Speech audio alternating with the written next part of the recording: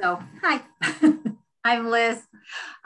Welcome to Nurturing Social Emotional Growth to Support Academic Achievement. My name is Liz, and I work for an organization called Young and Healthy. We're going to talk a little bit more about what Young and Healthy does in a moment, and I'll tell you a little bit about myself. But while we do that, I'm going to ask anybody who's here with us to log in on our virtual sign-in sheet. And all you have to do is click on that link, and you'll be able to put your name and your email address, and then it will ask you for a course number, and the course number is 3105. I just put that all in the chat. All you've got to do is click on that link. So Young and Healthy is a 32-year-old healthcare organization, healthcare service organization that provides direct healthcare services to children through an all-volunteer doctors who see our kids in their offices pro bono, which means nobody gets charged. Kids can get the healthcare that they need, and not only healthcare, but glasses and mental health care and anything from tummy aches to a broken leg. Young and Healthy has providers who can help families to get that direct healthcare that their children need in the moment when they can't afford it. And it's really wonderful that we have all these volunteers who do that for us. And then we have on staff an expert in insurance, and he works hard with families and individuals all throughout our region to enroll families and people in the proper health insurance plan for them.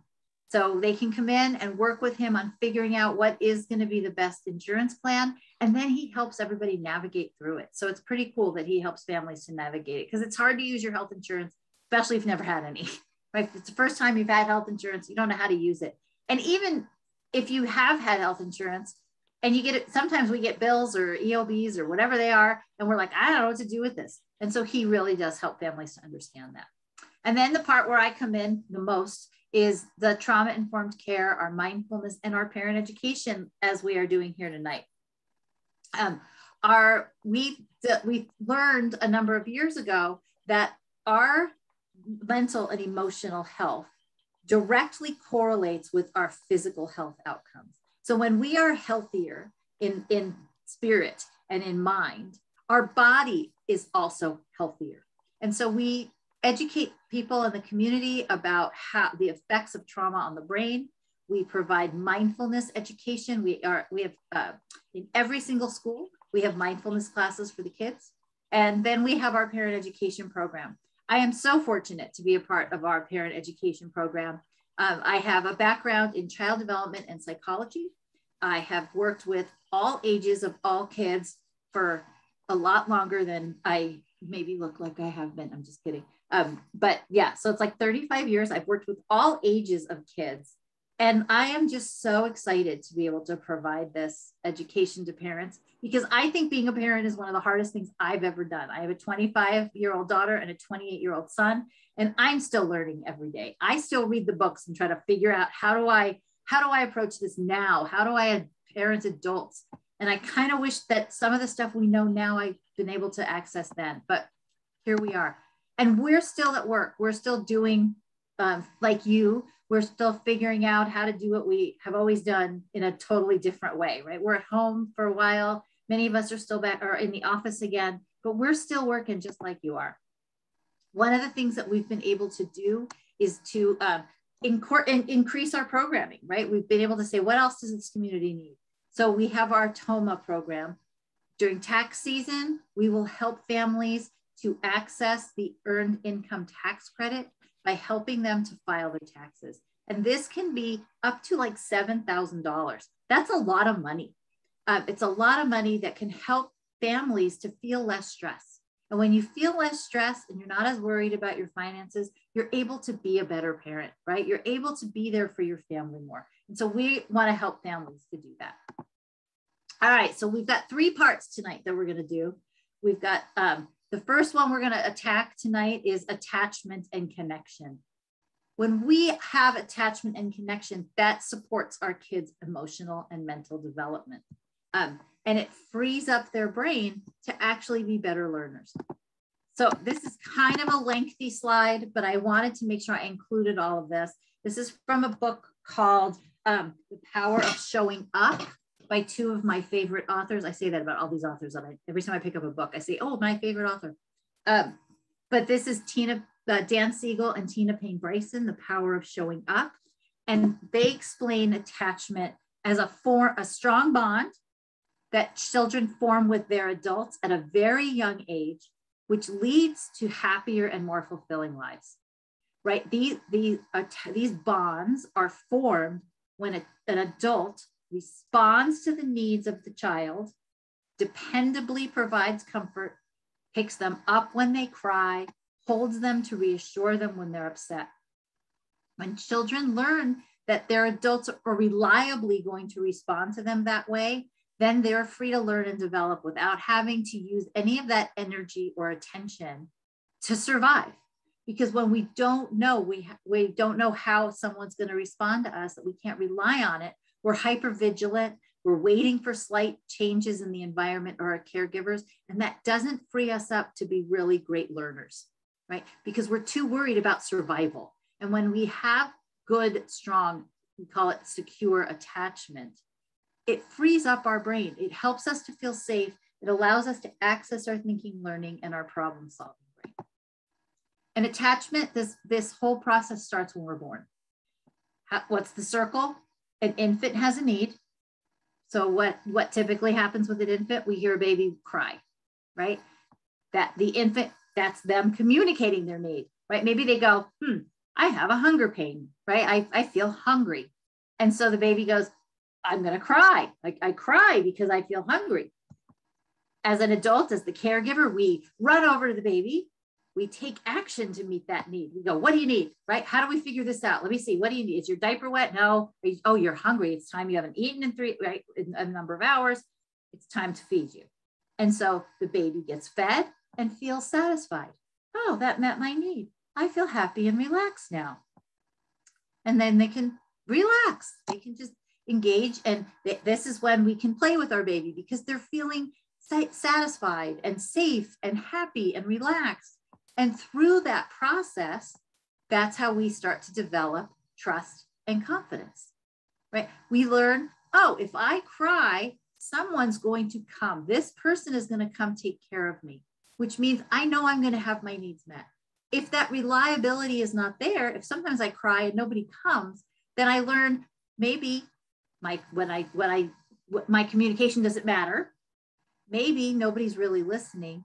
And maybe I'm just not safe. I need, right? We need to eat to survive. And so now the baby doesn't have that trust and confidence. And they're now involved in this survival, which also means that their bodies don't develop. When we get involved in that fear, in that survival, when we're in that place, none of our body systems work correctly, right? Including our thinking, our brain development, being able to think and learn. It's really kind of cool though, because we as babies, even we participate in this process. And not only through the crying and the communicating, but so that's an instinct. When our baby cries because they're hungry, it's instinctual, right? When our baby reaches out and grabs our finger, it's a reflex. It's an instinctual reflex. They reach up, grab your finger, reflex. When we then look at them while they're holding onto their finger, what do we normally do? We go, oh, how cute. Look at how sweet. Look at this baby. They're holding onto my finger. They want me, right? And then so you're engaged. Typically what we do is we lean in then and we start gooing and we start cooing and smiling and talking to the baby and wiggling their little hand, right? Because look, you're holding onto my finger. Us responding, our response to the baby grabbing our finger is also a reflex. And it's part of this biology that we have, that this give and take, this serve and return relationship that we have, that they participate by drawing us in, and our instincts and our reflexes also take over. And in that way, we start to build this relationship and connection. And when we focus on the relationship and the person behind the relationship, and yes, even though they're tiny and wet and wrinkly, they're baby, they're people, right? And they have this ability to connect with us. And so we want to make sure we're focusing on the people when we talk about developing relationship and connection. Yeah, there's a lot of situations that go on. There's a lot of problems that we need to be solving, but at the root of that is a person. And when we find that connection, then we actually we can function where our productivity is enhanced, our learning is enhanced, our ability to cope is enhanced, and because we are made to be in connection with one another. That's how we're made. Our brains look for connection. When we talk about developing this secure attachment, there are 3 components. And we talked about what this looks like in an infant, right? The infant is seen. We recognize their crying as behavior, so we go to them. That's seen. And then we make them safe. We feed them the bottle. We let them know we're there, right? And then we soothe them. We make sure that they're satisfied and can get to that relaxed place. And that process continues throughout our lives. You see, we've got children crossed out, and I've got all of us, because all of us need to feel seen, safe, and soothed. What happens after, and very often anyway, after our babies start to grow up and they're not tiny infants anymore, they're not as cute and cuddly at some point, right? And they kind of, maybe their behavior, their communication style might become a little bit grating or triggering for some adults, right? That crying or tantruming can be harder to deal with. And then they become these pseudo adults with these bodies that, you know, they might not smell great all the time, and they've got kind of funky hair or whatever, and they're bristly, right? They don't want you to hug them anymore. It gets harder to meet the seen, safe, and soothed as our kids get older. It just does for a lot of us, right? But let's picture a teenager who comes in the house after school. They barrel through the house, grab their backpack, throw it on the floor, kick the refrigerator. They're slamming doors. They're just really behaving in a way that we do not find acceptable as parents, right? What's the first thing that we have a tendency, not all of us, but we have a tendency to address? The behavior. We go right for, you're not going to throw your backpack or slam my refrigerator doors, or you're not going to run through here like that. That's not going to happen. I don't accept that behavior. Fair. It's not acceptable behavior. However, what is that child trying to tell us with that behavior? How can we really see what's going on with that teenager? How can we make sure they're seen? What's probably going on there? They probably had a really rotten day at school. Something's wrong, right? Something's not right. That's not the way you behave when you come home and you feel great. You had a great day at school. You got an A on your test, feeling good, coming home. That's not how you do it. So our job as parents, I think, is to first and foremost look beyond the behavior. In that moment, we don't have to address the slamming and the throwing. We can address, hey, what's going on? We can approach our child by seeing them. What's below the behavior that's causing this?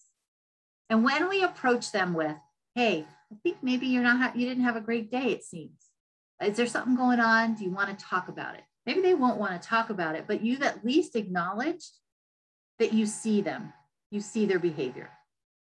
And then we can make them feel safe by letting them know, I'm here to talk when you're ready. Right? When you're ready, come talk to me. Or maybe we can problem solve this together. That's how we make our kids feel safe. And then we can soothe them by letting them know, yeah, that sounds terrible. That sounds like a rough day. I might have been really upset too, right? That I can understand why you wanted to react that way. And then once everything's calm, that's when we can say, I get why you wanted to react that way, but was that really cool? Was that really what we want? Was that really how you want to, express yourself the best way that you can express yourself? Let's talk about some other things you can do next time. And maybe there's consequences, depends on what the behavior was, right? Maybe they slammed the door or something broke or they made a mess. Then we can say, okay, can you now it's your responsibility to go fix that or clean that up or, apologize to your little sister who you yelled at or whatever it might be, right? We can address the behavior after we've made sure that they feel seen, safe, and soothed. After we have prioritized our relationship, and then we can talk about behavior. Because when the relationship is repaired, when you have connection again, that's when they're really able to hear you. That's when they're really going to be able to problem solve and participate in the solution and understand why their behavior is not appropriate. The other thing that will happen is they start to come alive, because we all need to feel heard. People come alive when we listen, when we exhibit empathy and compassion, right? Because we all have this need to feel seen, to feel heard, to feel valued. And when you ask me what's going on, I feel like you care about my feelings. That makes me feel valued, right? But it takes time to learn how to handle big emotions. We do not come into the world knowing how to handle, right, big emotions. We come into the world kind of knowing how to engage our caregivers, but we don't come into the world going, oh, this is anger, and I need to learn how to, and I know how to handle it. Like, we're not hardwired that way. It takes time to learn, and it takes a lot of other things to learn. We have to first understand that sometimes big feelings can be overwhelming, especially if you're a really small person, or if you're a tall person who hasn't had a lot of experience in the world. It can be really hard it can be really overwhelming to have really big feelings that are scary.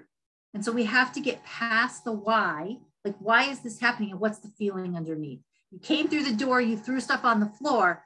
That's something's obviously going on, but what was the feeling? How can we work on this? And in this way, as adults, we can start to be a little bit less furious. We can stop leading with, I'm mad at you, and start leading with what's really going on. We can be less furious and more curious, right? Put on that magnifying glass and get out there and try to figure out what's going on. Because all of the behavior that our kids exhibit is some kind of communication. Our kids are always trying to tell us something, very often through their behavior. A little kid is not going to come home and say to you, I had a really hard day today, and what I really need is to snuggle up on the couch and have a cup of hot chocolate and watch a movie for a few minutes so that I can relax. They're not going to come in the door like that. They're going to come in the door throwing the backpack or having a tantrum or just moping and being sad.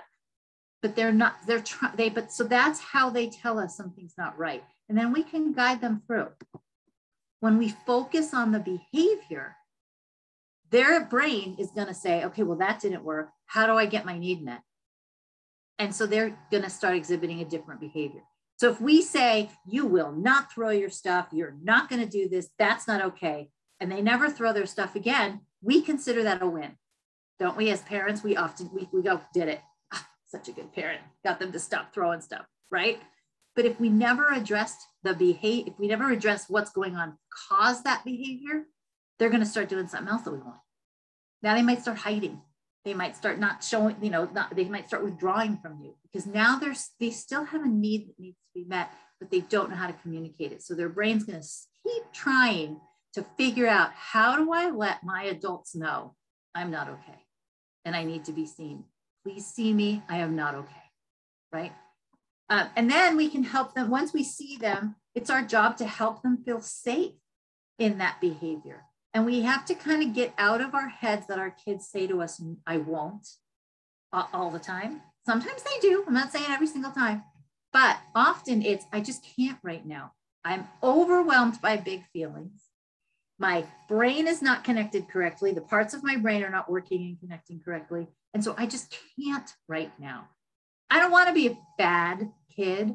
I don't want to misbehave. I really just can't get it together. And so when we can help to reduce stressors, meet their needs, and teach them the skills that they're lacking in order to communicate their feelings, that's when we're winning. So hard to do, but one of the things that we can do is we ourselves can pause. We can just say, I don't need to respond really quickly. I don't need to react. I need to respond. I need to be thoughtful and make sure that the next thing I do or say is fostering connection. And that takes time. That takes a minute for a lot of us, especially if we've been triggered ourselves, especially if their behavior really made us mad and brought something up for us. That's not the time that's not the time to address it for us either, right? We have the power to control our responses, and we can model that for our kids. We want to respond and not react, because that's where we're going to be able to foster and continue to develop that connection and the attachment. For some people, this might be hard to hear, but it's okay to apologize. Not only is it okay to apologize, the apology, going back after a situation and making reparation, that's where the real power in our relationships are. That's how we really connect. Tina Payne Bryson, one of the authors, Power Up. I was at a conference where she was speaking, and the most powerful thing I've ever heard her say, this is really important, was even the best parents only get it right about 30% of the time. That means that about 70% of the time, we're all getting it wrong, right? But the good news is that 70%, what really matters when we mess up is that we go back and make reparation. That's how we build relationship, and that's how we make that 70% okay. Not only okay, but great, because we really build relationship. In these moments, when we go to our kids and say, okay, I messed that up. Let's try that again. Or I'm really not proud of how I handled that. I'd like another shot at it. Would you forgive me? And can we move on? It's okay to apologize. Maybe a lot of us, especially people my age, were not raised in families where adults apologize to kids. And in a lot of cultures, it's not okay to apologize to a kid. That's not what you do. You're the adult. You maintain the adult status, right or wrong. I'm going to say it's okay and necessary to apologize to our kids. The other thing we do, and then we're teaching them to take responsibility for their behavior because they're watching us do it, because we're modeling. We're modeling how proper behavior. We're modeling what we want. We're modeling with an understanding as well, right? When we lead with compassion, gosh, that must have been so hard for you, because I was really not a good mom right now. That was really not my best mom moment. I'm so sorry. Can we try again? Right? And that's okay. That just shows you're human, right? And it builds connection. When we demonstrate compassion, it motivates people to feel good about themselves, right? Compassion is something that helps people to go out of their way. It goes out of your own emotional place. And we talk about it as being sensitive, having compassion. And compassion is a verb. Compassion requires that we take action. We have to be active in our demonstration of compassion. And just a little bit of compassion goes a long way, right? And I already kind of said this, but I thought this kid was so cute. A few minutes of listening and observing and understanding, which is compassion, can honestly save hours of miscommunication, frustration, and conflict, right? We think, well, I can't be compassionate. I don't have time to understand. It takes a lot less time to understand than it does to go back and fix. It takes a lot less time than it does to argue for 2 hours over something that really doesn't even matter in the long run, right? So that compassion makes a big difference. The other thing is that we all need 12 hugs a day. And when I talk about 12 hugs a day, I don't mean 12 times when you walk over to your kid, wrap your arms and give them a squeeze. That is not the kind of hug I'm talking about necessarily, right? Those work too. Those are pretty cool. Physical hugs, they're good. As long as we went through a phase, my son more than my daughter went through a phase where he didn't want to, no, mom, you can't hug me. Like, no, I don't know, he was about 13 maybe. Don't hug me. So we figured out other ways to hug, right? I started to recognize that when he came in the house and kind of hip checked me, like I'd be standing there in the kitchen doing whatever, and he'd walk by and just use his hip to bump my hip. I was like, oh, that's a hug. Like that's his version right now of a hug.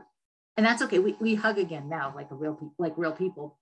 But it took a little while to get through that phase. He was uncomfortable for whatever reason. So I had to start learning what other physical cues, what other physical things made him comfortable, but also helped us to let each other know and express affection, right? So it might be an elbow bump. It might be, who knows what it is, right? You might tap each other on the foot for all like high fives. Those can all be physical hugs. A verbal hug would be, hey, I recognize how hard you're working on that. Thanks. I appreciate that. I hope you're proud of yourself because you did really well today, right? That's a verbal hug, letting you know. Or as my friend Suzanne and I often have exchanged over the last 18 months, we've said to each other, oh, it's so good to see you. That's a verbal hug, right? It sometimes feels like you're being hugged, even from who knows what city we're both in, and we're on these little tiny screens. But to say that's a verbal hug, right? A visual hug could be a big smile. I think it's Oprah who says, do your eyes light up when your kid walks in the room? That's a visual hug, right? Do I actually look at you and you can see on my face that I am happy to see you? That's an example of a visual hug. Environmental hugs might be that I put a Post-it note on your computer that says, I'm thinking about you, I love you, right? Have a good day. That you're giving them physical cues, right? That this is a hug. Acts of service. You know what, buddy? I see how hard you're studying for that test and it's your night to take the trash out. How about I do that for you tonight so that you can keep studying? That lets me, right? That's a hug. That feels like a hug. Something along the, when my husband makes my coffee in the morning, definitely feels like a hug, let me tell you, right? Those acts of service, doing things. My daughter is a very acts of service kind of love language person. She likes when things get like, when to do things for other people, and she likes when people do things for her, right? It's, she's the first person to send flowers or balloons or something because it's an act of, right? She feels like that's an act of service. And then spending quality time is a hug. Being able to just say, hey, let's hang out today. How about we go get a Slurpee and just take a walk or hang out in the park? Or spending one-on-one quality time with your kid makes them feel like they've been hugged. So I'm not suggesting that you get out your notebook, some of us, right, are big planners, or don't create an Excel spreadsheet so you can count how many hugs you give and receive every day, because 12 is just a general number. But if you can kind of keep that in your head and remember that all of these things make us feel like we've been hugged. One of the other times that, right, that I learned way a long time ago when I was a young preschool teacher, I learned the acronym HALT. And I know in Spanish, Luis, I'm sorry, we're gonna have to translate this in another way. But when we look beyond the behavior, before we try to engage, before we try to problem solve, we can look at 4 things. Are you hungry? Because trying to reason with a hungry child, it's not going to happen. They can't think of anything but I'm hungry, right? I can be this way occasionally. If I can get hangry, I'm not. That's why it's a word, right? It's become a thing. I'm hangry because I'm hungry and angry. I'm angry because I'm hungry. So when we trying to deal with, if we notice that our child is hungry and we want to problem solve, not a good thing. I would say offer them a cheese stick instead. If someone, or especially our children, are angry, right? We don't want to reason with someone. We don't want to try to problem solve with someone when they're angry. We wait until the calm we wait until the calm starts to take over again. And then lonely. If we're feeling disconnected, or we're feeling like we don't belong, or we're feeling uncomfortable in our environment, we're lonely, and we're not going to be able, again, to problem solve or work through something. Think. And then the last one is tired. That'll be me at about 8:30 tonight. I will be tired. I will just be like, please don't talk to me anymore. I've been talking now for hours today. I'm tired. This is not the time to talk to me about figuring stuff out, right? And our kids feel the same way. Wait until the morning, put them to bed, have them take that nap, whatever it is. But kind of filter that through this. It's okay, right? We all kind of get this way. And we can model this behavior. Modeling is the number one way that we foster connection. I love this series of photos. I haven't used them in a presentation in a really long time, but I love, this is a friend. These are friends' photos. These are actual people that I know. And you can see that this dad is modeling for this little boy, right? This little guy, I don't know if you can tell, he's dragging behind him one of those plastic lawnmowers. His dad's pushing the real big lawnmower. He's dragging behind that plastic lawnmower. He's helping his dad to spread the fertilizer, right? Is that plastic lawnmower helping much?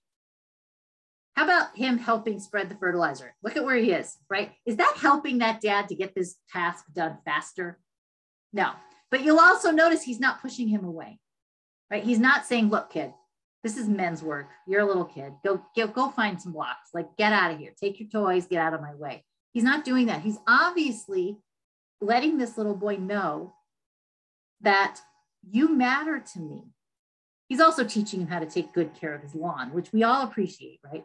But more importantly, he's telling his son, you matter so much to me. I want to be with you and I want to teach you. And I want you to want to be like me. I want you to want to be like me.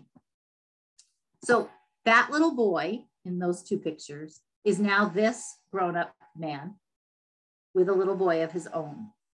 And I don't know if you can really tell from this photo, this little guy, this dad on Sunday mornings grabs the newspaper and lays down on the floor to read his newspaper.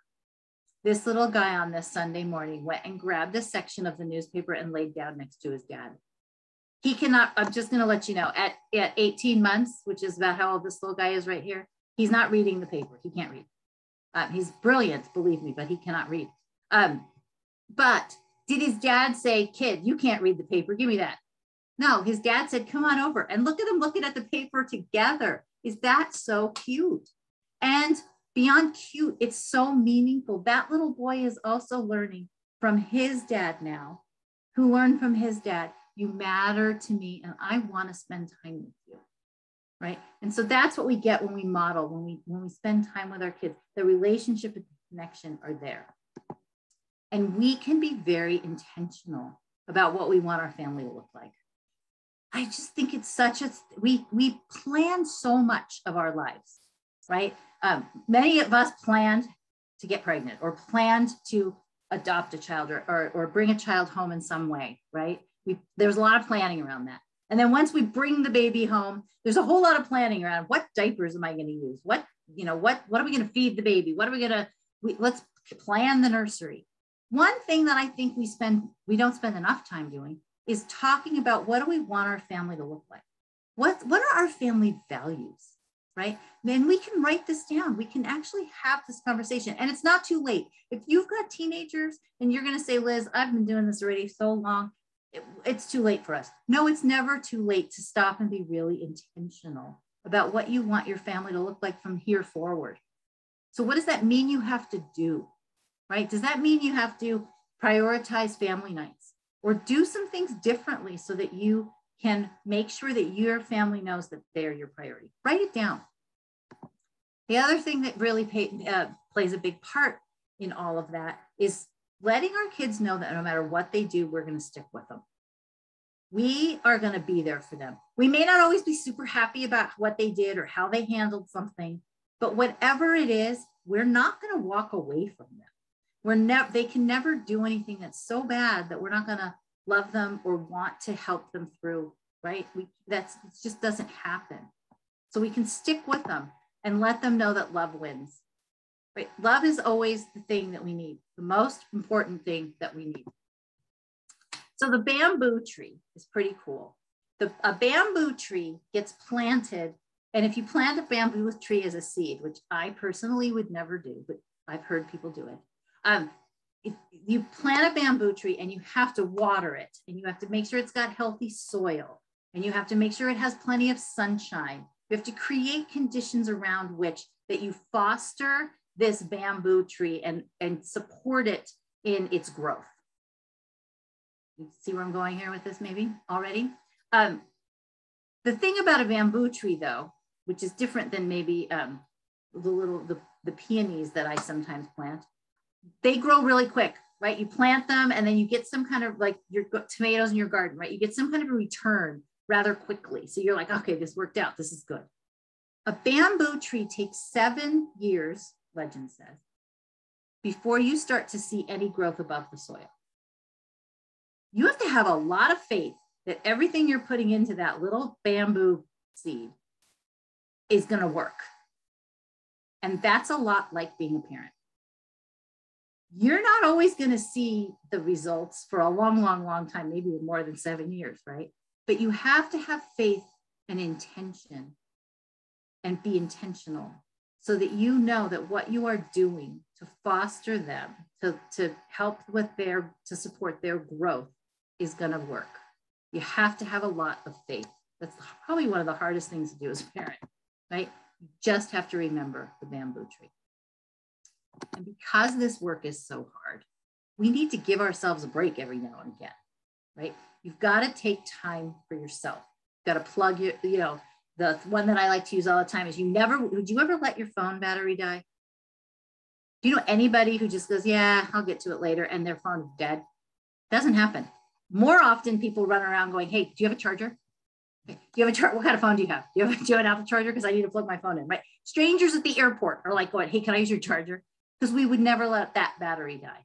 We need to be more that way about ourselves, right? Never let our battery die. Walk around trying to figure out how to plug in, right? One of the things that we can do is breathing and mindfulness exercises. So this is the easiest one. This is my go-to. I have been using this one now for years and years and years during these presentations. Those of you who have seen like more presentations of mine than you probably deserve to, or what's the word I want? That you probably already filled your pen and you've served your sentence. If you've seen too many of my presentations, but this one's super easy. It also is one of those that you can do wherever you are, whenever you need it. And it helps you fall asleep at night, which is another really big bonus.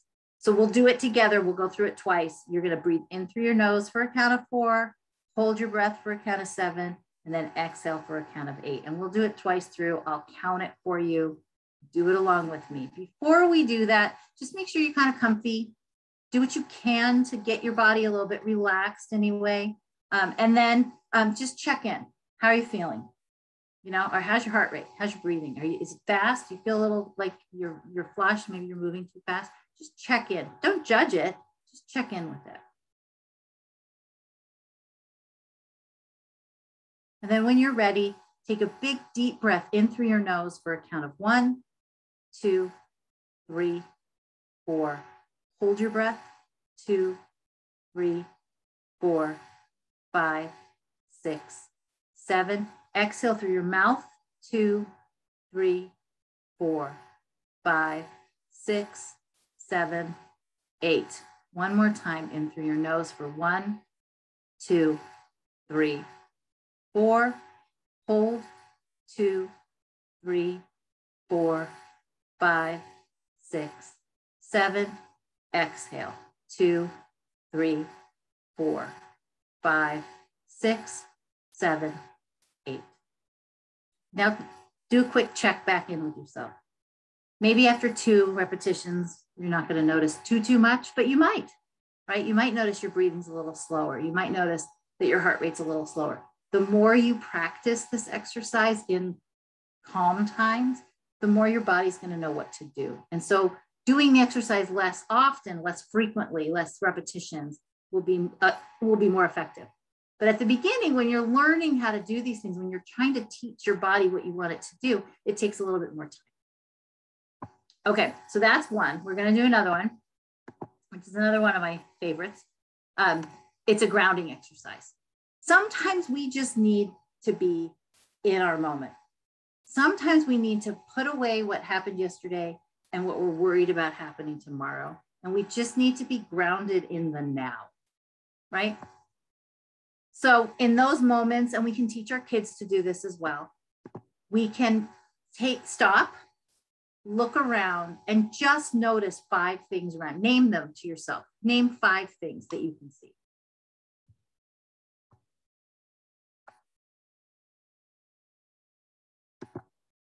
And now look around and notice 4 things that you could touch that would have a texture, maybe a soft blanket, or I have some brittle lavender on my desk, right? What 4 things have texture that you can see from where you're sitting?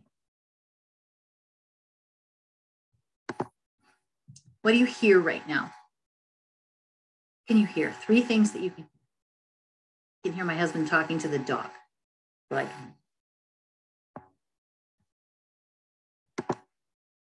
now, are there 2 things you can smell? You make something for dinner that smells really good. Maybe there's 1 thing you can taste, or that you would like to taste. You wish you could taste. You wish you had. Maybe a brownie or a hot fudge sundae. My favorite go-to is ice cold water. Ice cold water does 2 things for us. 1 is it speaks to our midbrain. So that part of our brain that gets activated when we're feeling stressed or overwhelmed, our cold water actually helps to calm it down. Pretty cool. Second thing is that when we are learning new things, our brain requires twice as much water as it does in other circumstances. Lately, let's say for the last almost 18 months, we've all been trying to learn new things. We've all been trying to figure things out. And so we require more water because we require more brain power. So grab that water. Okay. We are going to just keep plugging away. I have 2 more sections, so we're just going to keep going. Second thing that helps to support our kids' social emotional development and academic development. Yes, Basti. I'm so sorry. Yes. Go ahead and unmute yourself. You're not unmuted. Or you're still muted.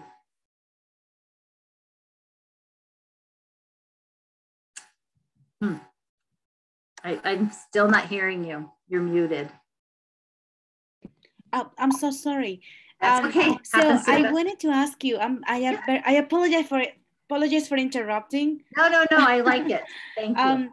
When is it that we need double portion of water? When you're learning something new. Oh, okay. So, I guess to oxygenize, right? Well, our brain just uses more energy. It uses more resources when we're learning something new. And okay. Yes, giving it more water, keeping it well hydrated helps it to form connections. So yes. Thank you. You're welcome. Thanks for asking. I appreciate the clarification. And you are learning something new tonight, right, Basti? Yes. You're shadowing, so keep drinking your water. Thank you. All right. Now, if there's not any other questions, I'm going to jump into talking a little bit about growth mindset. What is growth mindset? It's kind of a buzz now, right? Maybe you've heard it, especially if you have kids in school. You've probably heard your teachers talk about it, or you've seen flyers because we have presentations about it, or whatever it is. I'm sure, I would imagine most of us at this point have heard the term growth mindset. If you haven't, don't worry about it. But we're going to learn it tonight. So now you have.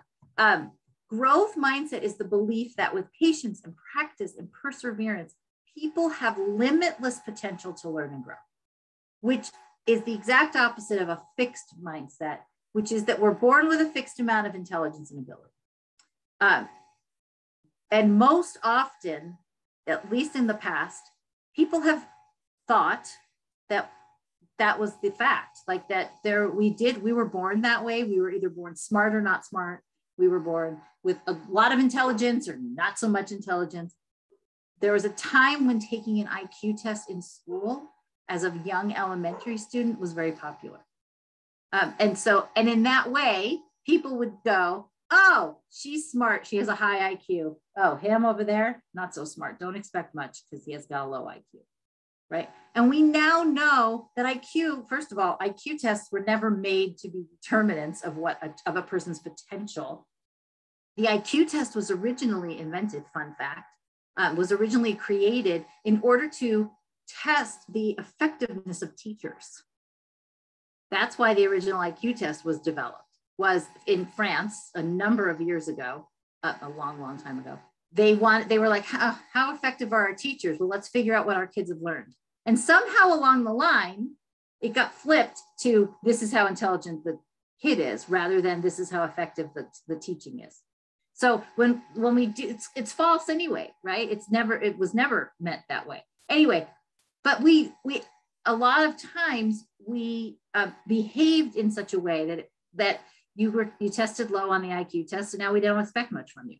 We kind of don't invest a lot in you because we don't believe you can learn, which is completely been debunked.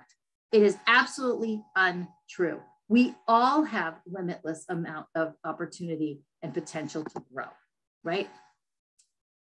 And oftentimes through failure, through challenges, through trying new things is how we learn the most, right? It's not that we say, well, have you ever heard anybody say, oh, I'm just bad at math? Well, if you believe you're just bad at math, you probably are just bad at math because you're not going to try. But if you believe, well, I'm just not good at math quite yet, I can get better with opportunity to learn, that's a growth mindset. So We also now know that our thoughts determine our feelings and behavior, not the other way around. We used to think that our feelings and behavior determined our thoughts. No, we now know that what we think affects how we feel, and it affects our behavior. So we want to engage in a growth mindset where we believe that we're building our brain. We can actually decide, what do we want to focus on? What do we want to be? And then we start wiring our brain that way. So if I want to learn how to be a phenomenal piano player, I wish I'd learned to play the piano. It's one of my regrets. I could still do it. I mean, I could still do it if I focused, chose to do it, and believed in myself. I could learn it. I may not be Beethoven, but I could definitely learn, because in that way, what I decide I want to do, what I decide I want to focus on, is what I learn, is how I wire my brain. And it works that way with everything. It works that way with our attitudes. It works that way with our beliefs. Not only learning practical things, but it works that way with whatever it is. What we decide, what we put in our brain, is how we wire it. And the parts of our brain all talk to each other. This is a fun graphic from a children's book that I really like to read, which actually is about growth mindset, called Your Fantastic Elastic Brain. And all of the parts of our brain have to work together. When we talked in the first section a little bit about getting caught up in our emotions, right?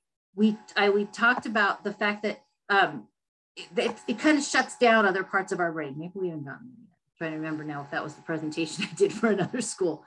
But right, the parts of our brain need to talk to each other in order to work well together. Okay? And we're going to talk a little bit more about that in a minute. But in the meantime, let's talk about fixed mindset versus a growth mindset. So what are some thoughts? What are some things that we say when we have a fixed mindset, or that wire our brain into a fixed mindset? One of them is, I can't do this. If I believe I can't, I'm not going to try, and therefore I'm correct, right? So there's that. Maybe we say, I'm dumb. When we say those things, we're telling ourselves, and we start to believe it, right? And then we don't try. We don't even work at it. There's no use, right? Really, that's an ender, right? That's the end. People won't like me. Maybe we look around and compare ourselves all the time. Other people are better than I am. Or maybe we think, oh, my opinions, nobody cares. Doesn't matter. My opinions just don't matter. Or I'm not enough. How about I have to be perfect? Who are my perfectionists, right? This tends to be me. I will admit I've had this as an issue, right? I feel like everything I do has to be just perfect. Really hard to live up to that. Impossible. And then we have these definitive statements that we make sometimes, like I always get that wrong. I always fall. I always whatever, or I can never get it right. And these are things that we're telling ourselves. And this is the way, when we engage in this kind of fixed mindset talk, this is how we're wiring our brains. So before too long, we walk around thinking, I can't do this about almost everything, right? Versus a growth mindset. What are some growth mindset statements that help our brain to grow? One of them is, I can't do this yet. When you just add those three little letters at the end of that sentence, the end of that statement, you open up a world of possibility. It tells you that there's stuff I can do. I just haven't gotten it yet. Like, I'll get there, right? I can keep trying. I can keep practicing. I'll get there. Or maybe with practice, I can get better. Isn't that the truth? I can't do this now, but I can learn. I'm worth trying. I'm valuable. I have enough value that I am worth giving this a shot. I need to come up with a new strategy. That strategy just didn't work. That's okay. Now I know that doesn't work. I'm on to the next, right? Let me try something different. Maybe when you think about, I don't know what, studying. A lot of different people have a lot of different study habits, a lot of different strategies for studying that may work for one person, but not work for the other, right? I'm sorry for anybody who is going to be upset with me for saying that. I still print almost everything because it's how I learn, right? I have to see it in print and hold it in my hand, and I have highlighters and I highlight stuff. That's how I learn, right? Somebody will say to me, well, you don't need to print that. It's right there on your computer screen. Yeah, it doesn't work for me, right? I can't see it the same way. I can't highlight it. I can't hold it in my hands. So, you know, those are things, but I can come up with a different strategy. I didn't do well this time. When you say I didn't do well and then add this time, what does that imply? I can try again and do better, right? It is actually okay to make mistakes. We learn from our mistakes. Go back to what I said about, you know, 30% parents do it right, or parents do it right. The best parents do it right 30% of the time, right? Which means the other 70% we're fixing. Well, if we only get certain things right, if we get something right the first time, we don't get the chance to go back and learn it. Because when we make mistakes, it means I'm learning. Because I tried something and I learned now that didn't work. So let me try something different. Actually cements it. When you make a mistake and then try something again, you learn it better. It strengthens the pathway, the neural connections. I must always try my hardest and keep working on it. That doesn't mean I'm always going to do the very best. It just means I'm going to try my hardest. Different than being perfect all the time. I can learn to do things differently. I don't have to do it all that way. And this is a big one for a lot of us. It's okay to ask for help. Right? A lot of us just go, no. If I ask for help, what does that indicate? What does that demonstrate? That I'm weak. That I can't do it. I'm not good enough. Right? So we just go, no, I can't ask for help. Asking for help just means that you're smart enough to know you need somebody else to help you. Right? That's all that asking for help really means, is I'm smart enough to know, I'm going to need some more input from somebody else who might have had a little bit more experience. Let me go find out who that is. Let me go talk to that person. And then the last one is next time I can try something different. All right, that didn't work. Let me try something differently. The things that we had to try in order to figure out the right combination to be able to deliver these parent ed sessions online with all the different, with the simultaneous translation, and getting right. When you think about all we knew, all that we had traveled, the road we had traveled, and all the things we tried, and all the little pieces, parts that we had to put together so that we could deliver this, that we lived over, that we, you know, all the stuff we did over the last 18 months, and we put this on YouTube, and we used the translation channel, and all this stuff that we did.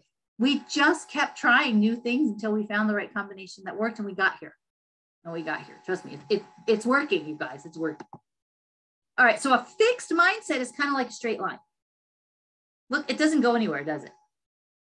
There's really not a lot of options. When you have a fixed mindset and you approach a problem, the best thing you can possibly do in this situation is start in the middle, I guess, because then at least you have two ends to try.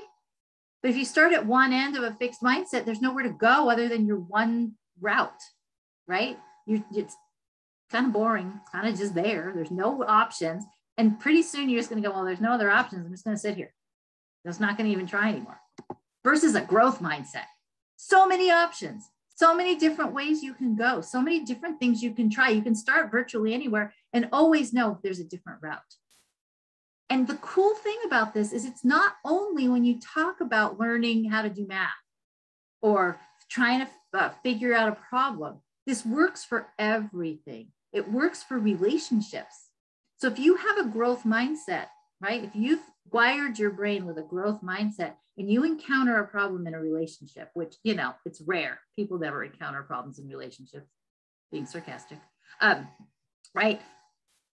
If you have a growth mindset, you don't automatically go, well, that friendship's over. What you do then is you go, okay, let's figure this out. Or maybe you encounter a challenge at work and you go, all right, there's more than one way to figure this out. And so you have this growth mindset in all areas of your life, not just in your school learning, right? And that is where that social emotional helps you with your school learning, because then if you don't do well on something in school, you don't give up. You don't say, well, I'm just bad at this. You keep trying in different ways. All right, so how can we make sure that we're really encouraging this? Well, we can know what we're talking about today. Know this. No, if when you're aware of the difference between a growth mindset and a fixed mindset and what that means you start changing. And then you can catch yourself. Then you start going, oh, wait a minute, that was fixed mindset. I don't want to be that way. Let me switch that up and try to go with a growth mindset attitude. Let me figure out how to add a yet or next time, or right. You can change up what you talk. You could flip your own script. Take brain breaks, because in order to be active learners and thinkers, we need to keep our brain working. We need to keep that brain clear. And often what we need is just take a break from something, right? Walk away, get perspective, walk away, have a break, come back with a fresh perspective, come back with the ability to be able to really focus and concentrate. And then change things up, right? If things aren't working, change it up. Don't wallow in your mistakes. Yes, we all make mistakes, but if we sit in them, if we let that become where we dwell, we're not going to get out of it. We're not going to be able to employ that growth mindset. Connect with other people who have growth mindset. I like this one. Say stop out loud and say happy out loud. Not just randomly, although why not? But if you catch yourself getting caught in a negative self-talk or negative or a fixed mindset, catch yourself, like we already talked about, and out loud say stop, or at least say it to yourself. Because that way you interrupt your thought cycle, you interrupt the thought process, and you have the opportunity to switch it up. And when you say it out loud, you're engaging other senses that you have. And so it helps you to cement that thought. It helps to build those pathways. And in the same way, you can encourage yourself to have more positive by recognizing when you're feeling happy, when something made you feel happy. So you can say, oh my God, happy. Just say happy out loud because it made you feel happy. This is one that my daughter actually kind of taught me because we talked about the stop out loud. And she goes, well, why wouldn't I do the opposite? And I'm like, okay, well. And so every now and again, when something happy happens, she'll just text me, if she's not here, she'll just text me happy. And I don't have to ask what it was. I don't have to ask what happened. It's just the matter that she wanted to share. Something right now just made me feel happy. And I want to acknowledge that and enjoy that happy feeling. Slow down. We tend to just go so fast, right? We have this I have to have immediate satisfaction. I have to handle everything that's going on immediately. And that's not always the best way to do it. We don't put any thought into it when we are going too fast. So slowing down can help us to have a growth mindset. It can help us to think about other ways to solve the problem. Celebrate our mistakes. Be happy when we make a mistake, because that means we're learning. And then just take a deep breath and move on. Goes along with don't wallow. You can also practice that positive self-talk. Accept challenges. Accept challenges. I've never done it before, but we'll give it a try, right? Turn mistakes into opportunities to learn. We can make conscious choices. And here's the one with, as parents, that's, I think, one of the most important ones. Solve problems together. So there's a part of our brain called our prefrontal cortex, which is the part of our brain that really is what drives our problem solving ability. It takes a long time to develop those skills. It's the last part of our brain to develop. It's the most sophisticated part of our brain. The way we learn how to do things like solving problems is through practice and repetition. So we need to give our kids the opportunity to solve problems so that they can become effective problem solvers. You can't learn how to solve a problem if you've got to practice. You have to have the opportunity. And because it takes practice and because we have to give kids the opportunity, we're going to also have to be okay with imperfection. They're not always going to get it right. And they're definitely not always going to get it right the first time. So we have to be okay with not being perfect. Value the perseverance over the product. So it's better that you keep trying than it is that you get it right the first time. And we have to model this. We have to let our kids know when we've made a mistake and what we did to fix it or correct it. We have to let our kids know the things that we are trying to learn, let them in on that so that they can see that we're doing it, right? So they can learn from us. And it's okay if this feels hard, because it is hard, right? Changing your mindset is not an easy thing to do. It's okay. That's all right. On top of that, we have a lot going on right now, right? There's a lot of stuff going on. We have a lot of balls in the air at one time. The secret is to know which ones you can drop and which one is glass and will break if you drop it. Not very often do you have more than one glass ball. It just doesn't happen. But most things will bounce. Some things are the glass ball. As long as you know what the glass ball is, you're going to be fine. You're fine. Protect the glass ball. Let the other balls drop for the time being. How do we talk to our kids in a growth mindset way? We can praise them in a growth mindset way by saying that, by praising the effort. Focus on the fact that they worked really hard, right? That they tried all kinds of stuff and maybe they finally got it, or maybe they're still in the middle of trying, right? I really love that you didn't give up when this got hard. You practice a lot and your improvement shows it. Look at that. You stuck to it and now you really get it because you stuck with it. You didn't give up. You didn't walk away. Some growth mindset conversation starters. These phrases can all replace the ever-present question of how was school today, which most often gets the one-word answer of fine. Asking that question is not a conversation starter, parents. Like, that's just not. I do it too. Don't trust me. I've done it plenty of times. Or there was a time when my daughter would, every time I would ask her, what did you do at school today? Nothing. What did you learn today at school? Nothing. So I finally said, we should just, quit 4th grade. Why are you even going to 3rd grade? This is a waste of time. You're not learning anything. You're doing nothing. But it was a joke. I use a lot of sarcasm. Right? But it's how do we get the kids out of those one-word answers? We can ask open-ended questions. What did you do today that made you think hard? What challenge did you have today? Right? Tell me one of your mistakes. Oh my gosh, that's a great mistake. How are you going to fix it next time? Right? How often do you hear people say, yay, you made a mistake? That's awesome. We need to normalize that. What are you struggling with? Oh, that's cool. What are you going to try next? And then, or what are you going to work on? What do you want to become better at? Right? Those are some things that we can start conversations. Those are real conversation starters. And then we can mobilize. We can do things that make us feel like we're trying, right? We can try things. We can help. And helping is a real buffer for trauma. So especially now during this pandemic, there's times when we all feel kind of helpless. We feel really out of control. If we can find something to do where we can be the helper, whether it's volunteer for an organization or just letting our kids help around the house, that helps us to feel that sense of agency, that sense of self-efficacy, that can-do attitude. Look, I can do it, right? When you try new things, when you help, you learn you can do it. How do we build a culture of competence in our family?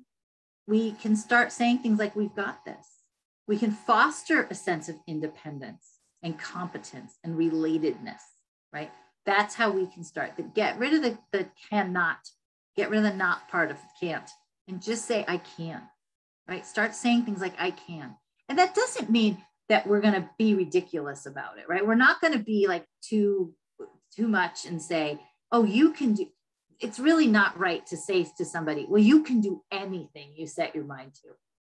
Yeah, if I'm 5 foot, I'm not really going to end up being a great basketball player. So let's be realistic, right? We have to be careful with these I can statements. I can play basketball recreationally and have a good time, but I'm probably not going to play in the WNBA, right? It's not going to happen. So we can be realistic, but we can also encourage this competence, right?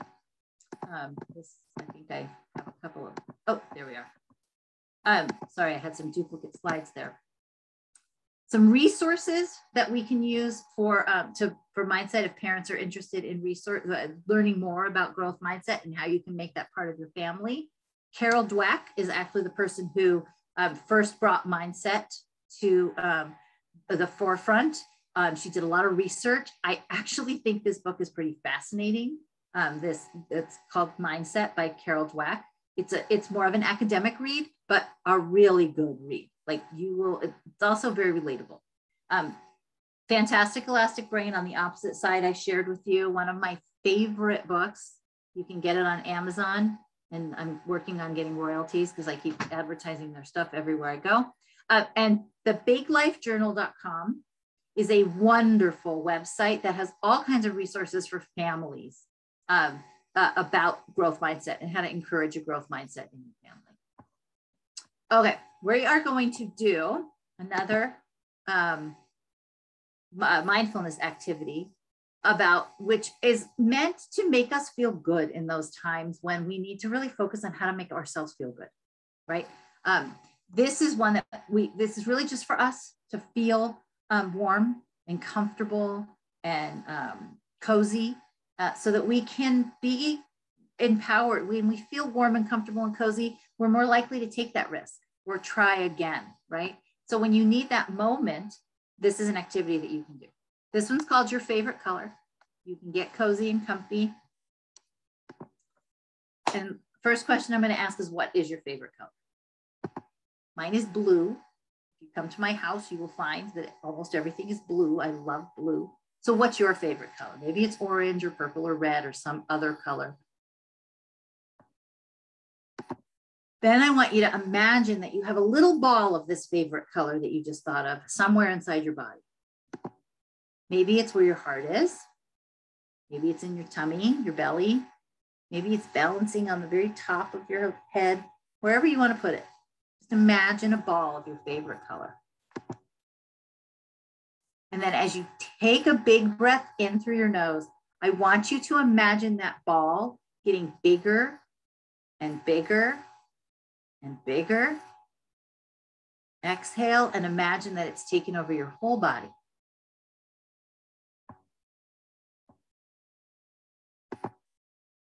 Now imagine that everything all around you has magically become that favorite color. And it just feels really warm and good.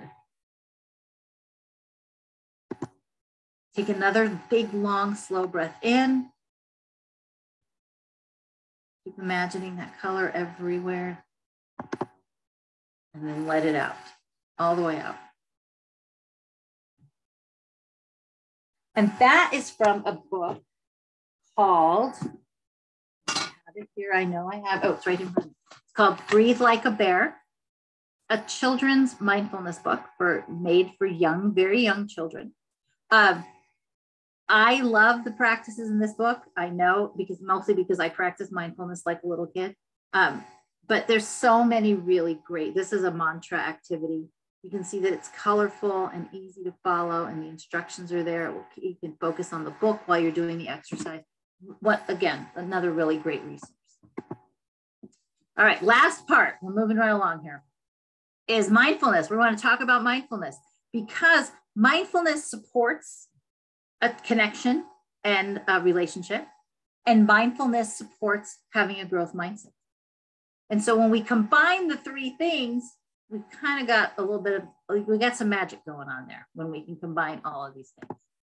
Maybe you guys have heard some things about mindfulness. I know that when I first learned about mindfulness, I'm not going to lie, I was like, oh, I don't want to meditate. I'm a terrible meditator. I cannot stand quiet. I can never keep my mind focused on anything. Like, I just don't like it. But mindfulness doesn't have to be meditation. I did a presentation on Monday evening, and one of the women, it was for foster parents. And one of the moms was like, every time I do a mindfulness exercise, she'd like visibly go, ugh. And I was like, okay, first of all, you're killing my vibe here. But also, I finally said to her, look, not everybody likes mindfulness. Not everybody likes the same thing, because mindfulness is a whole lot of different things. And she was like, oh, thank you for saying that, because really, I think my mindfulness practice is cleaning. And I was like, well, come on over to my house. But it's true. She said, when I clean, my brain gets clear. My mind is clear. I have I don't have to think about much. It helps me to focus on on what I'm doing. And I don't think about what's going on around me. I said, well, you practice mindfulness. You just don't feel comfortable with the breathing exercises, and that's okay, right? We don't all have to be comfortable with the same exact thing. But what we can do is learn as parents, if we learn that mindfulness is a tool that we could use as parents And maybe even if mindfulness doesn't work for me, or I don't like the same kind of mindfulness that maybe that somebody else does, maybe my kid will. Like maybe my child will really love breathing exercises. So learning about it makes a lot of sense, especially as we're going through this big adjustment. Because we're still going through big adjustments, right? We're back to school. Things are kind of weird because they're normal, but not normal. And we're doing the same thing, but in a whole different way. Things are just not right. And there are still so many unknowns. We do not know what is coming next. We still don't know, right? We have a lot of academic concerns. Are our kids gonna catch up? People are so worried. Parents, understandably, so worried about the learning gap, which we're debunking. That doesn't, we don't have to worry about that. We have to worry about is helping our kids to be connected so that they can start learning again, right? Our kids have, so we have social concerns for not only for our kids, for ourselves. Like, I don't know, have you gone out since recently? My husband and I were invited to an outdoor event. It was the first time I'd actually really gotten like dressed up in a year and a half. And it was weird because I didn't know what to do. Like, I was like, oh, what do I do now? Oh yeah, shoes. That's right. I have to put shoes on if I'm going somewhere, right? Like, I don't know. I pull out the makeup. I don't know. It was weird. It was a little bit weird. So even for me, there's social concerns, right? What's it going to be like? Like, what's it going to be like to go to an event and be outside? What's it going to be like to go to school or to go to a school event? Like, how do I do this? I don't know. Aren't we all a little bit awkward with one another too? You walk up and you're like, do I hand? No. Elbow, hug. I want to hug you because I haven't seen you in so long, but I don't know if you're going to want me to hug you, and should I be hugging? Like, all those concerns, do people actually shake hands anymore? I'm not sure. What do I do? How do I behave, right? Because our brains are still hating this. Our brains hate this. We have this loss of control. I can't control what's going on. Not that I ever could, but definitely less now. No routine because things are changing all the time. And our brain interprets that as us being unsafe. That's how our brain interprets that. And so because our brain is so busy trying to find safety, some other parts of our brains aren't working great. Remember, we talked about how parts of our brain all work together. Well, during this period when we're trying to find safety, it's not helping our brains or the parts of our brain to all work together. Some of the things we might notice, maybe you're feeling that your sleep is weird. Maybe you're having a hard time sleeping, or you want to sleep all the time. Maybe you need a nap. A close friend of mine yesterday on a meeting, and I said, go take a nap. And she goes, it's only 9:30 in the morning. I'm like, that's okay. That's what a nap is. You go to sleep when you need to. Like, you clearly need a nap. Just go do it. So maybe you're noticing that, or maybe you're having weird COVID dreams. You're having weird pandemic dreams, like a lot of us are. I have so many I can tell you about, but most of them involve food. I cannot remember stuff like I used to. I am on the last page of yet another notebook. I have used more paper in the last 18 months writing things on than I have in the last 18 years. Guaranteed. I have absolutely no doubt about that, because I have to write everything down because I can't remember anything. Which kind of makes me feel a little bit like I'm not as productive, because now I'm having to look stuff up too. Now I'm going, oh, what was that meeting about? When was that? What did I say I would do? Right? I have to go look it up. My attention span might not be as long all the time. I can't concentrate. And there might be other things. Recently, people have been talking a lot more about having less patience. We're all weary and tired and frustrated. And I just don't have the patience for all this. And so we're feeling that more. Why? Because our brains are trying to find safety. And it doesn't help that things are still changing daily. Because just when we think we might get a little bit comfortable somewhere, something else changes. And then our brain's trying to keep us safe again. And this can manifest itself, it does manifest itself as physical symptoms. Our body tells us things aren't right. And we go into this state called fight or flight, very commonly known as fight or flight. We've now added freeze and fawn and some other F's, but we most commonly talk about fight or flight. And it's a physical response to our brain feeling unsafe. And it causes our body to kind of shut down a little bit, causes our midbrain to take over. We stop having access to our thinking, learning brain and our prefrontal cortex. And it's a lot like having our internet go down. You cannot connect. You can't get to Google. You can't figure out, what exactly am I supposed to use toner for? Right? You can't Google that. You just like informationless. You have no information. Because the parts of your brain are not working together. The part of your brain that is responsible for making sure you get safe has taken over. And during this time, the last 18 months, what we know is that during this pandemic, most people are operating at least a little bit there. Maybe they're not completely taken over, but everybody's a little bit there because we have spotty internet a lot of the time, which sometimes is worse than having no internet at all, right? Because then the messages are really mixed up. And that's coming from these big feelings that overwhelm us, no matter how old we are, adults, kids, all of us. Big feelings overwhelm us. And the only way to kind of get control over this is to get past the why and understand the feeling and take care of it. So maybe you're saying, I don't know, I'm so afraid that I'm going to get sick. Well, what's the underlying feeling is I feel unsafe, right? I don't want to go to school because I don't know what the rules are. Maybe I'll mess up and then I'll be in trouble. What's the underlying feeling? I'm unsure. These things are all interpreted by our brain as not being safe. And so the longer this goes on, the more we really start feeling frustrated and stuck and demoralized, and we have a sense of despair. Maybe you're just plain old angry. Maybe you're just ticked off. I'm done with this. I personally feel more weary. Like I don't know. I'm just beaten down. Like I don't know what to do anymore. I'm tired of it. Because all of us are doing it differently. And none of us know how long this is going to go on. And we're all having our own experience. And it's okay to feel these things. If we each described what our feelings have been like or what our experience has been like over the 18 months, no doubt every one of us would have a different answer. Because we're all experiencing this differently. For some of us, this has been harder. For some of us, this has been a little bit easier. For some of us, it's been just, I don't even know what, right? It's different for all of us. But we all, at least, I think, have had those moments when we've just gotten caught in thoughts that we don't want to have. I see Suzanne smiling. She does all my exercise.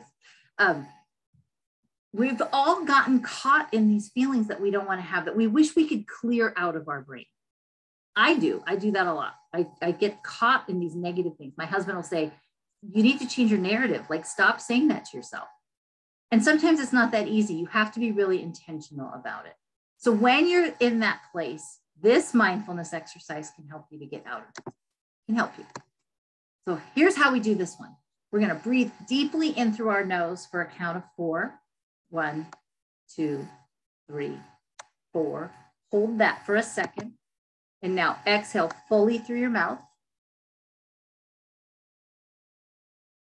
Now, while you breathe normally, I want you to imagine that your thoughts are clouds that are floating above your head. All your thoughts, good, bad, whatever. Just your thoughts are floating around. They're not part of you anymore. They're just floating around. Pick a negative one. And as you take your next big breath in through your nose, pretend to reach up and grab that negative thought, hold it in your hands and breathe it in through your nose for a count of 1, 2, 3, 4. Hold it there for a second. And now as you exhale, imagine that you're pushing that negative thought far, far away from you. Just blow it away with your breath. Blow it far, far away. We're going to do that one more time. Breathe that negative thought in through your nose. Hold that there for a second. And now blow it away. Imagine it going far, far away.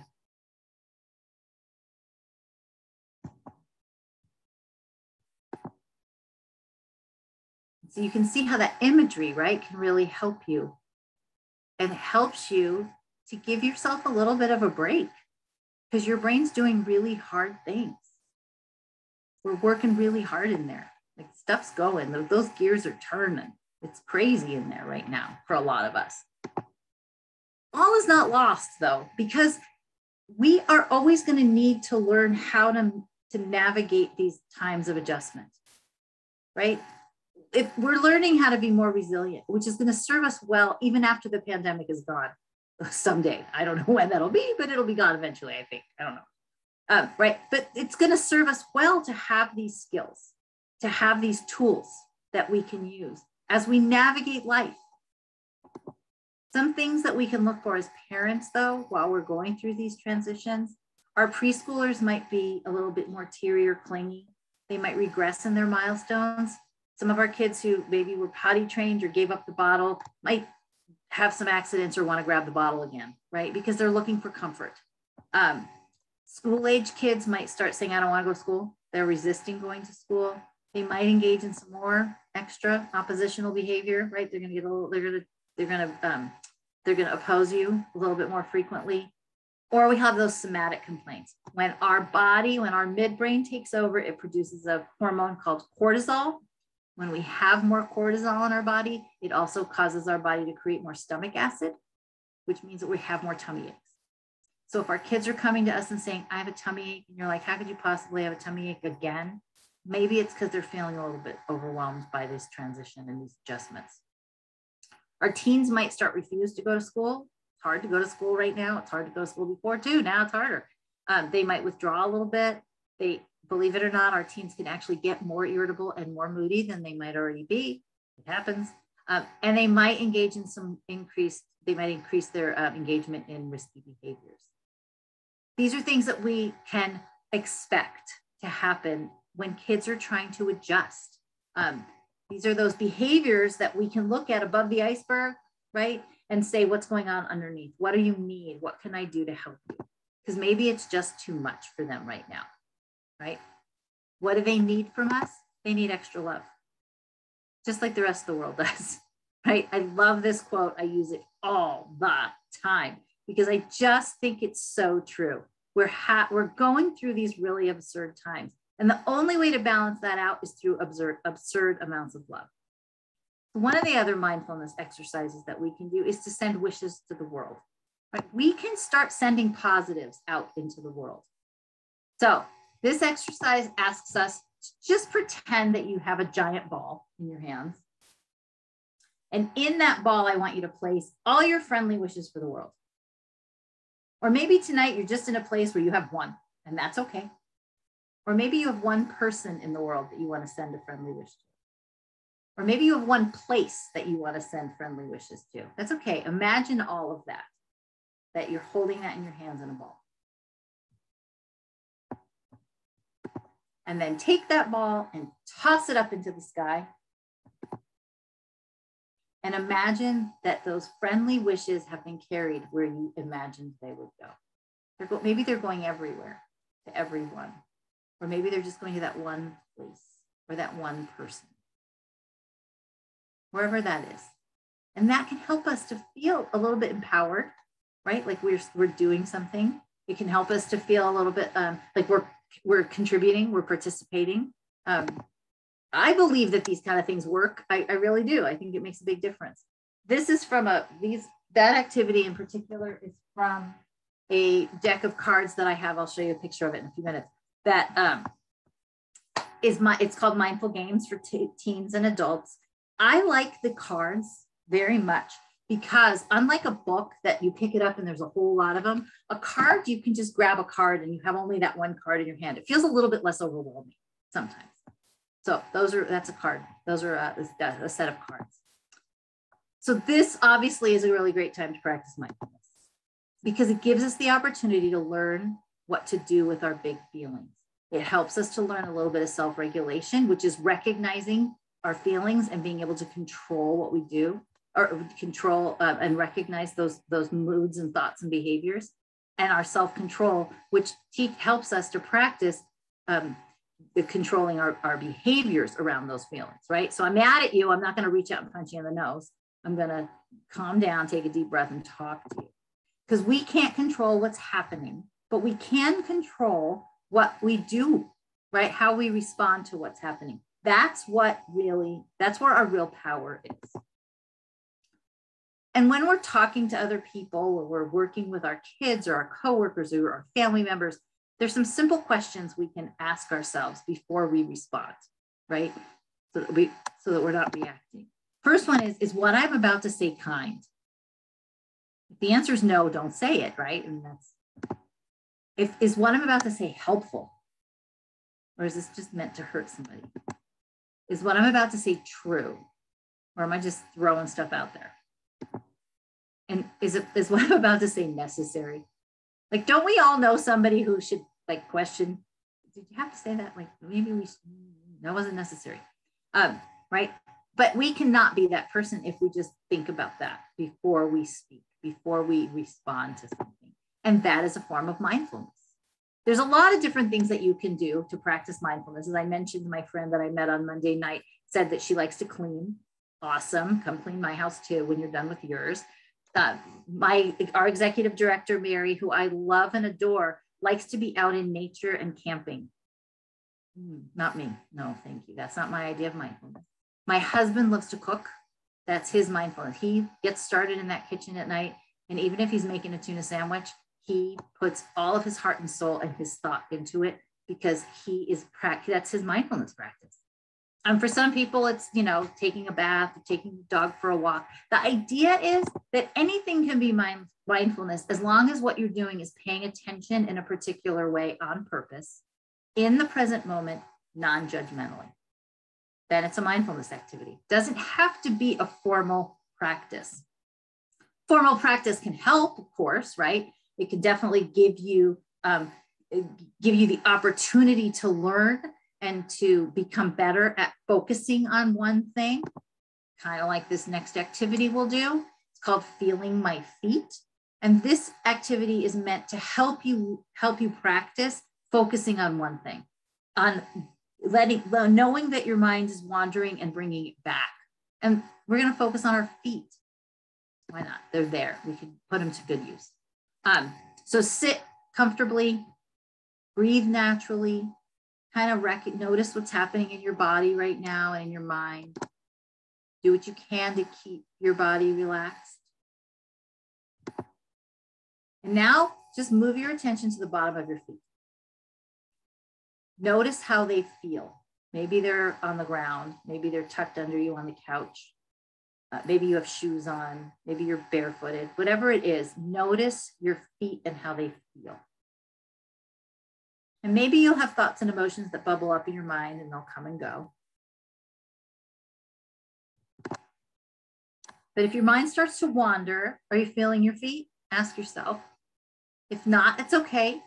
It's natural for our minds to wander. Not as natural for us to teach it to come back to that attention. So just move your attention back to your feet and you can start again. This is a great way to practice that focus and attention. Because when we talk about mindfulness, the components that put it together, listening, watching, and considering what naturally exists, not what we're imagining, not what we're putting out there, but what naturally is happening. We're going to intentionally focus on that right now. Not yesterday, not what happened yesterday, not what's going to happen tomorrow. We're only focusing on right this very second, this very moment. And just be curious about why you're feeling the way you're feeling or what you're experiencing. Don't judge it. Because we want to observe our life as it's happening. Notice thoughts as they arise without the need to buy into them, right? If you think about, we don't have to buy into some of those thoughts that come up, right? We don't have to let them take us. We can control them. Mindfulness will rewire your brain. It will become more natural and normal the more you practice. The thing is that you don't want to only practice in the hard times, right? You want to practice in all times, mostly in the calm times, because when you practice in the calm times, that's when you actually start to really rewire your brain. I pressed something and lost my presentation on my screen. So you want to practice in the calm times. First thing you can do is start in the morning. check in with yourself first thing in the morning. Before you get out of bed, what's going on? How am I feeling today? And why might I be feeling this way, right? And then that way you can start your day with more intention. And once you've noticed how you're feeling, take care of yourself. Maybe you need to take a moment to breathe. Maybe you just are not feeling really up to it today and you need to fake it. So here's the cool thing. If you smile intentionally, you actually tell your brain you're happy and your brain will start to feel happy. Kind of cool that way. Listening to music from a happy time will make you feel happy. Listening to music that calms you will help you to feel calm. I share this often. I have a playlist that I play every morning. And if I don't play it, my day's not quite the same. Like I notice something's off. So I need to go back and play it. If my day's really off, my husband will notice I haven't played it and he'll start playing it for me. That's when I know things have gone way off the rails. Slow down, right? We talked about this earlier. Most of us, a lot of us, have that alarm set, right? For when we need to get up. And within moments, the alarm's up and you're up and running through the house. Like, okay, the alarm's up, I'm going, right? And a lot of times when we're rushing around, that's when we make mistakes or do things wrong, or drop things, spill things, whatever. Slow down. Take a moment. Maybe set your alarm 2 minutes earlier so that you can take time to smile, breathe, practice a little gratitude. What am I grateful for today? What do I want to focus on that I'm happy that I get to experience today? And then of course, drink some more water, right? Because I'm always going to keep telling you all to drink water. And then you can have a mantra before you get out of bed. Mantras are a phrase that you might repeat to yourself throughout the day that help you to cultivate that sense of self-care and well-being. They're a positive self-affirmation. They often start with the words I am, but they don't have to. And they end with something that believe you are or that you want to become. So we're going to do a mantra practice, a breathing exercise, but you can choose any mantra. I have this cool little card deck that has mantras. And this one says, I am kind. I am smart. I am awesome. We're going to end there. Right? You can choose anything. Maybe today you need to be patient because you know what you have on your plate, your schedule today. So you need to be patient. So you can make that your mantra for the day. Or you can have a mantra of the week. I had a mantra for a long time taped to the front of my laptop because I needed to keep that focus right at the very beginning of the pandemic. So choose a mantra, help create a mantra. It can change every day. It can change every hour. You can write it on a Post-it note, stick it on your mirror, whatever you need to do. But when you can also incorporate some mantra breathing. For this one, I like to say we can cover our heart with our hands because that helps us to breathe this into our heart. And as you inhale through your nose, you can say, I am. And as you exhale through your mouth, finish that thought with whatever you want your mantra to be. I wrote this one up to say calm. Right? So you breathe in, I am, and breathe out, I am calm. I am in, exhale, calm. And you can repeat that as many times as you need so that you can feel calm. And 5 is kind of a magic number, but you can do less than 5, more than 5. You might start to notice the more you practice, the less repetitions you need. I think I've already said that. And that came from this challenge to change. These are some other things that you can do. Exercise. And exercise does not necessarily mean that you go to the Gold's Gym and you start pumping iron. It could mean you take a walk around the block or a walk around the living room, like just moving a little bit. Have a sleep routine. We do this for babies. We do this for toddlers. We read a story. We, do some cuddle time. Whatever it is that we do, right? We can do that for ourselves, and that will help our brain to know what we want it to do next. It's time to wake up. It's time to go to sleep. Be careful of the news feed. It's all negative mostly, it's almost always negative. So turn it off or monitor, choose when you're going to listen to the news, right? Be intentional about that. Take those brain breaks that we talked about. go outside. I talked to a friend today and she was like, I haven't been outside all day. I'm like, get up and go outside right now. At least go stand on your front porch or something. Like get some rays, get some sunshine, figure that out, get some fresh air. We talked about growth mindset. Social connections are so important. We need one another. Check in with yourself as often as you can. Schedule self-care if you need to. If you're overwhelmed and it's not feeling better, it's okay to reach out for help, for professional help. Set some goals around that, and most of all, give yourself grace. All kinds of different ways. We already kind of talked about this, to practice mindfulness. Yoga is great. Washing dishes, I have lots. You can come here, I'll help you with your mindfulness. Outdoor activities, gardening. A lot of people love to garden, and often because it makes them feel peaceful and calm. It's a mindfulness activity. Just watching the clouds or watching wildlife is a mindful activity. There are things that we can put in place so that our kids have some tools for when they're back in the classroom that might be hard. They're feeling really sad because they're away from you, because they've gotten so comfortable and used to being close to you, and now they're having that separation. Maybe put a family photo inside a notebook so that when they can pull that out at school and take a look and feel the warmth and the comfort of knowing that their family is there. So little things like that can make a really big difference in a kid's and coping mechanisms at school.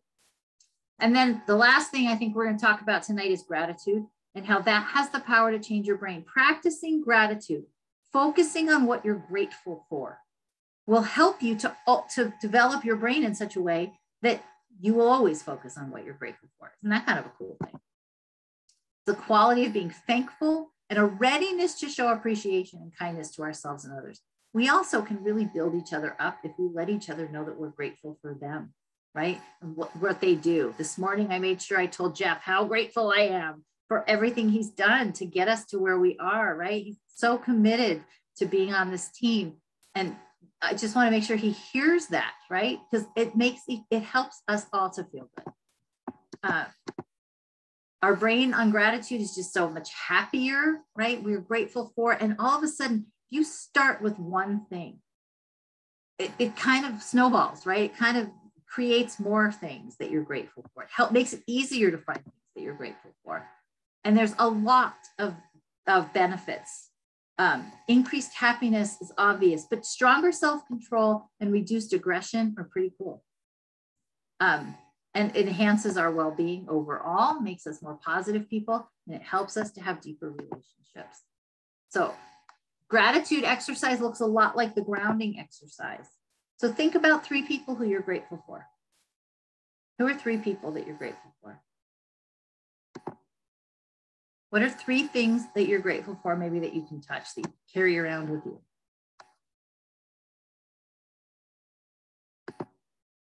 3 things that you're grateful that you can hear. Maybe it's laughter or music. 3 things that you're grateful that you can smell. In the morning is, my coffee. 3 things that you're grateful that you can taste. Right? What's your favorite dessert? What's your favorite dinner? The idea is that you have to figure out what works for you and then do it. Lots of resources. There's apps that you can use. Headspace is actually on Netflix now, so you could binge watch mindfulness. And Headspace, I think Calm does it too. They have all different celebrity voices, so you can come up with the one. I mentioned the mindfulness cards. This is the mindfulness card deck. And then there's these other mindfulness cards that you could use as resources. There's so many books. 2-minute mornings is pretty cool because it's blank for the most part. And it literally takes less than 2 minutes to mention something you're grateful for. What are 3 things you're going to focus on? Those kind of things. Really simple. There's online resources. The Greater Good Science Center has a happiness calendar, and you can just keep this on your desktop, and the bright colors are links to activities or articles or things that you can do. And that is the last thing I have for you. So I know that if you are watching this later as a recorded, you are more than welcome to reach out to me with any questions that you might have. You are always, even if you don't have questions, comments, whatever it is, my email is there. Email's the preferred. I should probably take that's the office phone number, and I am not working from the office right now. So please feel free to email me, and I would be more than happy to answer any questions that might come up.